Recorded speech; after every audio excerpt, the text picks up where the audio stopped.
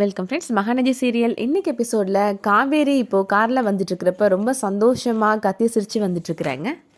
பசுபதி நினச்சிட்டு இருப்பாரு, எதுக்காக இந்த இடத்த இவ விற்றா, அந்த இடத்துல அப்படி என்ன இருக்குது அப்படின்லாம் இந்நேரம் அவர் மண்டையில் நிறைய ஓடிட்டுருக்கும்ல அப்படின்னு சொல்லி சிரிச்சிட்டு இருக்கிறாங்க. நான் உனக்கு ஒரு விஷயம் சொல்லட்டுமா, இந்த இடத்த வாங்கினதுனால பசுபதிக்கு எப்படி ஒரு 15 லட்ச ரூபாய் லாஸ் ஆயிருக்கும் அப்படின்னு சொல்கிறாரு விஜய். இடத்தோட வேல்யூலாம் 50 லட்சம்லாம் கிடையாது அப்படின்ற மாதிரி சொல்லிட்டு இருக்கிறாரு விஜய். அதை கேட்ட உடனே காவேரிக்கு கூட கொஞ்சம் சந்தோஷமாயிருது. எங்கள் அப்பா பணத்தை ஏமாத்தினார்ல, அவருக்கு இன்னும் நிறைய நஷ்டம் வரணும் அப்படின்னு சொல்லிட்டு இருக்கிறாங்க. இன்னொரு விஷயம் சொல்லட்டுமா, அந்த இடத்துல நிஜமாவே பேய் இருக்குது அப்படின்னு சொல்கிறாரு விஜய். நானே அந்த பேயை நிறைய தடவை பார்த்துருக்குறேன் அப்படின்னு சொல்கிறாரு விஜய்.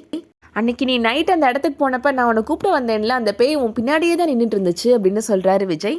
நல்ல வேளை நீ திரும்பி பார்க்கல, திரும்பி பார்த்துருந்தேன்னா நீ கோமா ஸ்டேஜுக்கே போயிருப்ப அப்படின்னு சொல்லி கலாய்க்கிறாரு. உண்மைன்னு நம்பிடுறாங்க காவேரி. நிஜமாக தான் சொல்கிறீங்களா அப்படின்னு கேட்குறாங்க.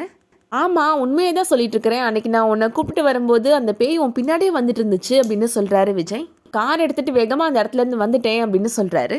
அடுத்ததா காவேரி குமரனுக்கு கால் பண்ணுறாங்க. கால் பண்ணி உண்மையிலே ரொம்ப தேங்க்ஸ் மாமா, உங்களுக்குள்ளே இப்படி ஒரு ஹீரோ இருப்பார்னு நான் நினச்சி கூட பார்க்கல அப்படின்னு சொல்கிறாங்க. எல்லாம் நல்லபடியாக முடிஞ்சிருச்சாப்பா அப்படின்னு கேட்குறாரு குமரன். பக்கத்தில் என்ன வில்லி இருக்கிறாளா அப்படின்னு கேட்குறாங்க காவேரி. ஆமாப்பா அப்படின்னு சொல்லிட்டு இருக்கிறாரு குமரன். பசுபதி அந்த இடத்துக்கு சைன் பண்ணுற வரைக்கும் அது நம்ம இடம் தானே அவருக்கு தெரியவே தெரியாது மாமா அப்படின்னு சொல்கிறாரு. கடைசியாக அது நம்ம இடம் தெரிய வந்ததும் பசுபதி முகம் போன போக்க பார்க்கணுமே அப்படின்னு சொல்லி சிரிக்கிறாங்க.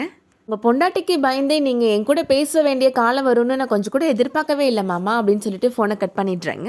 யார் ஃபோனில் அப்படின்னு கங்கா கேட்குறாங்க. பொய் சொல்லி என்ன மாதிரி சமாளிக்கணுமே அப்படின்னு குமரன் யோசிக்கிறாரு. மேரி தான் ஃபோனில் பேசினா அப்படின்னு சொல்லி சமாளிக்கிறாரு. நல்லபடியாக முடிஞ்சிருச்சான்லாம் கேட்டுட்டு இருந்தீங்க அப்படின்னு கங்கா மறுபடியும் துருவி கேட்குறாங்க. அவள் ஒரு ஃபங்க்ஷன் வீட்டுக்கு போயிட்டு வந்தா, அதை பற்றி தான் கேட்டுட்டு இருந்தேன் அப்படின்னு போய் சொல்லி சமாளிச்சிடுறாரு குமரன்.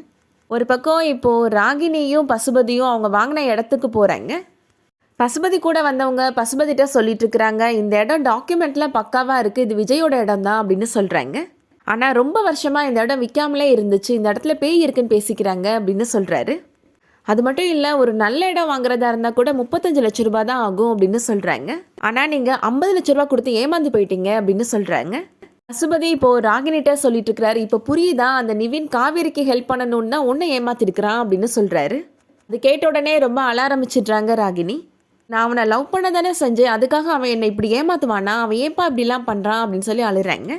காவேரிக்கு கல்யாணம் ஆனதுக்கப்புறம் கூட அவன் காவேரியை மறக்கலையில அப்படின்னு சொல்லி அழுறாங்க. நேராக இப்போது நிவினை பார்த்து பேசுகிறதுக்காக போகிறாங்க. அதோட இன்னைக்கான எபிசோட் முடியுது. எது எப்படியோ ராகினியை பார்க்குறப்ப கொஞ்சம் பாவமாக தான் இருக்குது. நிவின் ராகினியோட எமோஷனோட விளையாண்டுருக்க கூடாதுன்னு தான் தோணுது. உங்களுக்கு என்ன தோணுதுன்றதை கமெண்ட் செக்ஷனில் பதிவு பண்ணுங்கள். இந்த வீடியோ உங்களுக்கு பிடிச்சிருந்துச்சுன்னா லைக் பண்ணிக்கோங்க. சீரியல் அப்டேட்ஸ்க்கு நம்ம சேனலை சப்ஸ்கிரைப் பண்ணிக்கோங்க. தேங்க்ஸ் ஃபார் வாட்சிங்.